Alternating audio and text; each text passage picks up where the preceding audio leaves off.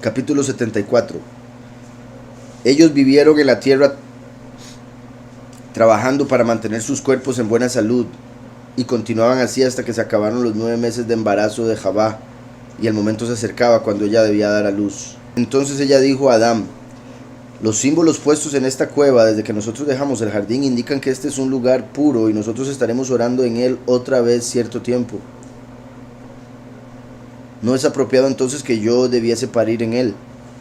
Vayamos entonces en lugar de eso al refugio de la cueva de la roca que se formó por la orden del poderoso cuando Satán tiró una roca grande encima de nosotros tratando de matarnos con ella.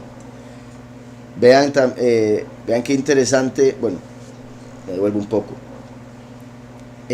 Primero, ese es el lugar que se había vuelto un domo. Recuerdan que Satanás tiró una piedra para aplastarlos, pero Yahweh hizo que se abriera arriba y cayera rodeándolo y se convirtió como en un tipo de cárcel por un tiempo, por un rato. Eso por un lado, era ese otro lugar. Y es interesante porque vean cómo ella dice: para poder dar a luz no podemos estar en este lugar apartado de la cueva de los tesoros, tenemos que irnos a otro lugar por donde andaban cuando le tiraron la piedra, que es como los 144.000 para recibir la transformación tienen que huir, tienen que salir del lugar donde se encuentren, como ahí está diciendo: no podemos tenerlo aquí, no podemos dar a luz aquí. Y recuerden que en Apocalipsis 12 es cuando la Virgen va embarazada y da a luz a un hijo varón que va a regir a las naciones con vara de hierro. Vean qué interesante también que el mismo Yahushua nació después de un viaje que tuvieron que hacer, o sea, nació de camino, que también se conecta con el hecho de que los 144.000 tienen que huir para que nazca en ellos, ¿verdad? Esa nueva creación, esa nueva criatura, en el sentido de la transformación que se va a dar para Shemini Atzeret. Eso indicaría que Caín habría nacido cerca de la mitad del cuarto mes, que curiosamente es el mes que le llegaron a poner Tamuz, y como dije, a la mitad. Curiosamente el 17, que está cerca de la mitad, es el día en que adoraron el becerro de oro. Entonces vean qué particular que el día que adoraron el becerro de oro pudo haber sido el nacimiento de Caín. Pudo haber sido porque nos devolvemos 9 meses atrás y quedamos en la fiesta de Sukkot. Entonces, dice: Adán entonces llevó a Jabá a esa cueva cuando vino el momento para ella dar a luz. Ella pujó un montón y Adán sintió pena y él estaba muy preocupado acerca de ella porque ella estaba cerca de la muerte y las palabras del poderoso a ella estaban siendo cumplidas. En sufrimiento cargarás hijos y en tristeza parirás hijos. ¿Verdad? Que fue el castigo que se le dio por hacerle caso a la serpiente. El hombre fue de sufrimiento, traerás el alimento. Por si algo, ¿verdad? No es que solo la mujer. Y imagínense qué feo para los hombres que ya han pasado por eso, como me han comentado algunos de aquí, bendito ya han tenido la bendición de ver a sus hijos nacer, pero también me imagino el dolor de ver a su mujer sufrir, sangrar y demás, como nunca antes, ni después.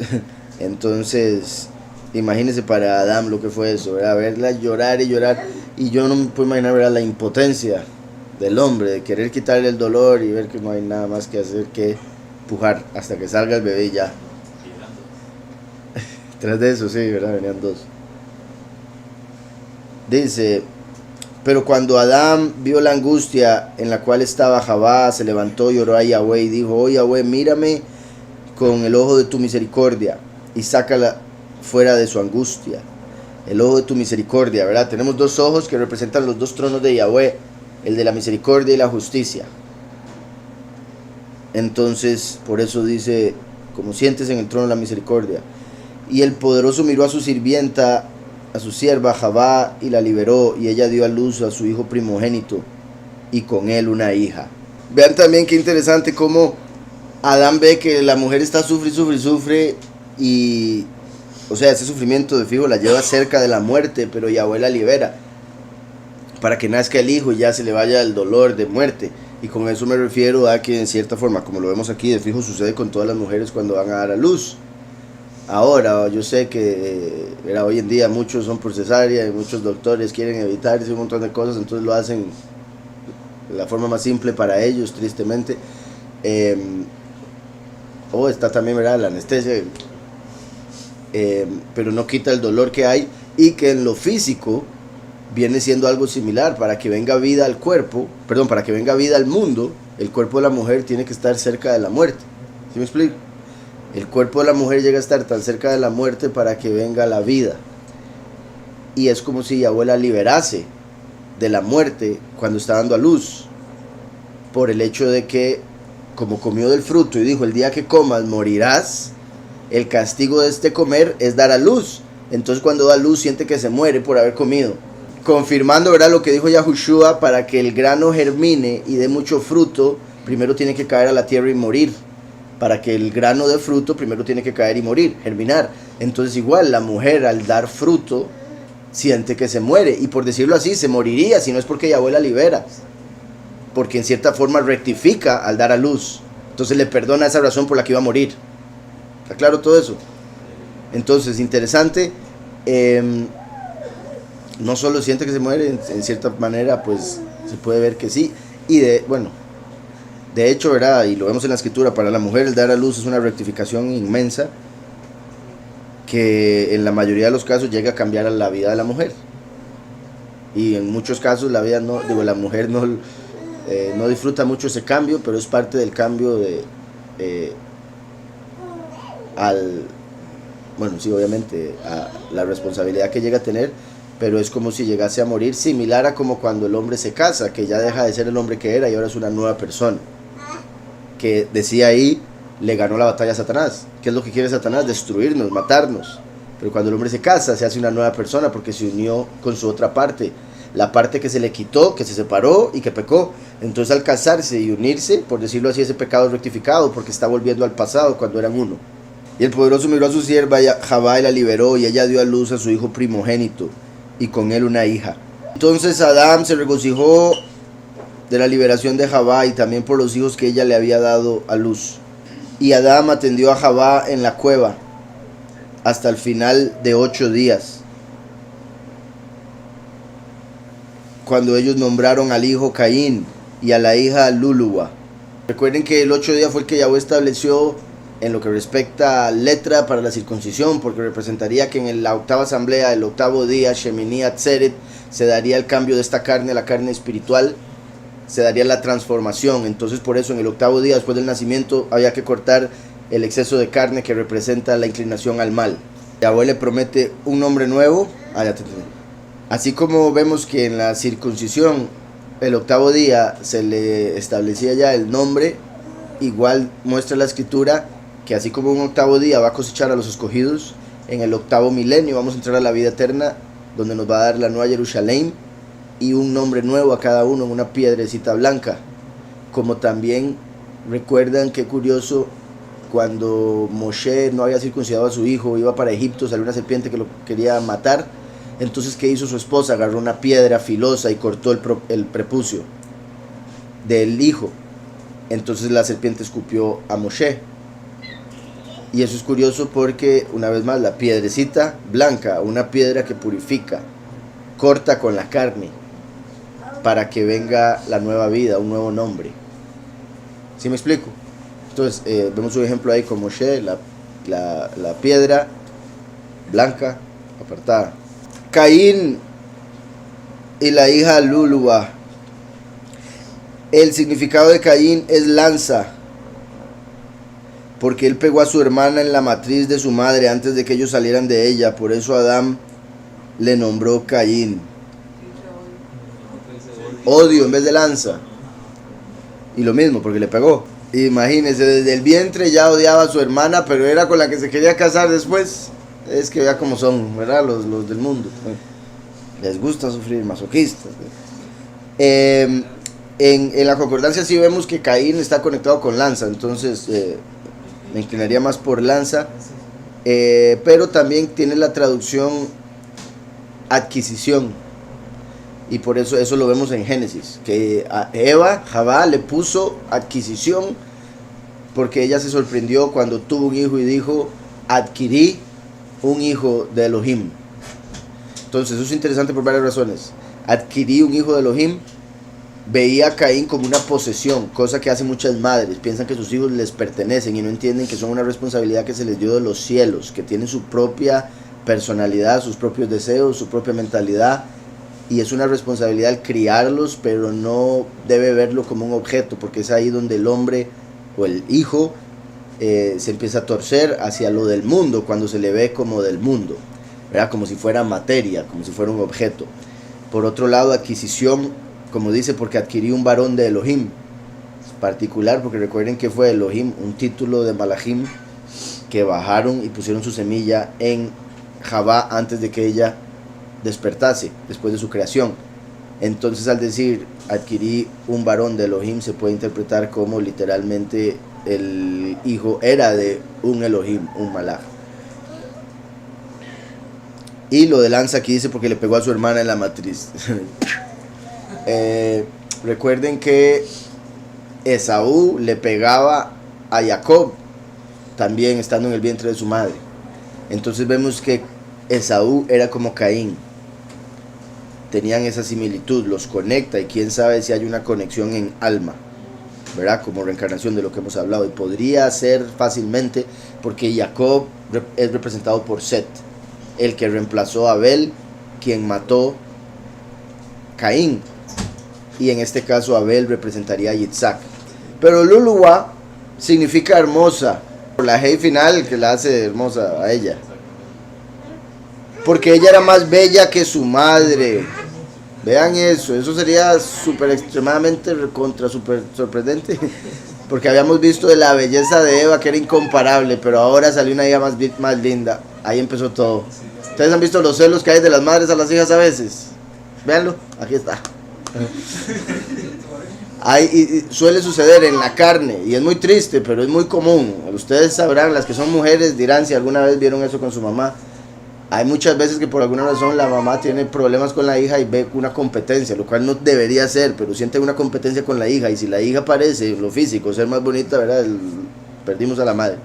Si una mujer es muy del mundo y se acuesta con dos hombres el mismo día, o cerca de la gestación de uno de los dos, en sí puede quedar embarazada de ambos, y pueden venir mellizos, en sí, en dos bolsas diferentes, y cada uno de un padre diferente, y nacen en el mismo día, en el mismo embarazo. Entonces es muy sorprendente, pero sí se puede que una mujer en un mismo embarazo tenga dos hijos de dos personas diferentes. Y pudo haber sido el caso porque Adán se acostó con Eva. Entonces podría ser que Caín fuese del maligno, como dice la escritura, y Luluwa de Adán. Cabe la posibilidad. Ahora también cabe la posibilidad que ambos fueran del malaj, ¿verdad? Y que esa fuese una razón por la cual ella nació tan hermosa, porque normalmente los malajim son hermosos y le pasaron eso a los nefilim, ¿verdad? Y de ahí vino un montón de algunas de las cualidades que hoy en día tristemente se consideran hermosas. Y en sí, repito, que podría ser, o sea, un árbol malo o un árbol bueno es por la semilla que se puso, es la genética de esa semilla la que hace que un árbol sea bueno o malo. Entonces aquí está el punto. En Eva se pusieron, en este caso, dos semillas, una de Adán y otra que venía ahí de un malaj. Entonces por eso podría venir uno negativo y otro positivo, porque eran dos semillas diferentes. Y repito, esta es la posibilidad, no que lo diga así específicamente. Lo otro que decía el hermano, ¿qué había sido? ¿Qué iba a mencionar? Ajá, vemos en Génesis 6, que es cuando dice la escritura, que cuando le nacieron hijas hermosas a Adán, entonces los malajim, los vigilantes, quisieron bajar a tener relaciones con ellas para tener hijos. Entonces vemos una conexión y cómo, ¿verdad? Los ángeles son llamados a esa belleza, se puede hablar física, y también se entiende cuando dijeron ellos que eran buenas, que no se refiere a belleza física nada más, sino que eran buenas para el propósito que ellos tenían, que era tener descendencia en este mundo. Pero Luluwa significa hermosa porque ella era más bella que su madre. Entonces Adán y Javá esperaron hasta que Caín y su hermana tenían 40 días. Cuando Adán dijo a Javá, nosotros haremos una ofrenda y la ofreceremos por los niños. Y Javá le dijo, nosotros haremos una ofrenda para el hijo primogénito y entonces luego haremos uno por la hija. Otra cosa con respecto a la confirmación de que los ángeles tenían una buena apariencia, y de ahí podría haber salido la buena apariencia de Luluwa. Vemos como cuando bajaron los ángeles a Sodoma y Gomorra, todo el pueblo se enamoró de ellos por su físico y quería ir a tener relaciones sexuales con ellos. Entonces, interesante una vez más esa conexión con la belleza de los malajim. El ayunar y la oración sí lo hacía Adán y Jabá. ¿De dónde se sacó esa práctica? ¿Fue dada por Yahweh? No, igual que los sacrificios, como vimos, no fueron dados por Yahweh. Fue algo que nació de Adán y Eva. Tristemente, nació de miedo. Por haber comido del fruto del conocimiento, dijeron, no vamos a volver a comer. Si comer nos metió en este pecado, no comer nos saca. ¿Sí me explico? Entonces de ahí la relación de no comer para purificarse del pecado que vino por el comer. Entonces de ahí el ayuno, ahí habría iniciado. Y recuerden que ese ayuno es el ayuno físico, pero hay un ayuno espiritual que es más valioso que el físico. Esa era una representación. Igual el sacrificio. Ellos vieron que Yahweh se manifestaba cuando había sangre derramada. Entonces él dijo, ay, aquí es derramando sangre para verlo. Entonces empezó a hacer sacrificios. Pero Yahweh nunca le dijo, sacrifíqueme algo, máteme algo. Nada de eso. No es para todos, ¿verdad? Porque acaba de decir la hermana que tuvo parto sin dolor. Y como he dicho, se dice, al menos en general, no completamente, pero que la mujer entre más justa, menos dolor siente. Por el hecho de que el dolor vino por la injusticia o el pecado, la desobediencia. Ahora, no estoy diciendo esto que si a alguna mujer le dolió demasiado, quiere decir que es demasiado mala. No estoy diciendo eso, pero pues como te digo, el que de fijo no, Caín. Lulúa posiblemente, porque sí puede suceder físicamente que una mujer tenga mellizos de dos hombres en un solo parto. Salgan dos de dos diferentes. Y de verdad, sorprendente, muy interesante, pero si es posible. Y imagínese usted también que le pasa eso al que feo. Que hablábamos de cómo los ángeles son muy hermosos, cómo los ángeles se enamoraron de las mujeres, hijas de Adán, y cómo los ángeles los quisieron violar por su belleza física, y cómo parte de algunos rasgos físicos que hoy en día se consideran hermosos vinieron de los malajim que descendieron. O sea, por ejemplo, la posibilidad del cabello rubio, ojos azules. Esas son dos cualidades particulares que vemos que los malajim tenían, porque venían del cielo, azul y rubios, ¿verdad? Que bueno, que vemos que cuando Noah nació, el papá pensó que era un hijo de un ángel, porque nació rubio en sí, albino, ¿verdad? Se pasó de rubio. Entonces, es posible, porque se acuerdan que les he dicho, según los libros gnósticos, Caín vino de la semilla de Heilel y Abel de la semilla de Samael. Al final se comportaron como un espejo al revés, pero Caín habría sido Heilel, y Heilel es el ángel más hermoso que hubo. Por ende, podría venir esa belleza física de esa semilla de Heilel, y por ende Lulúa y Caín ambos serían del Malaj. Pero vuelvo y repito, cabe la posibilidad que Lulúa no.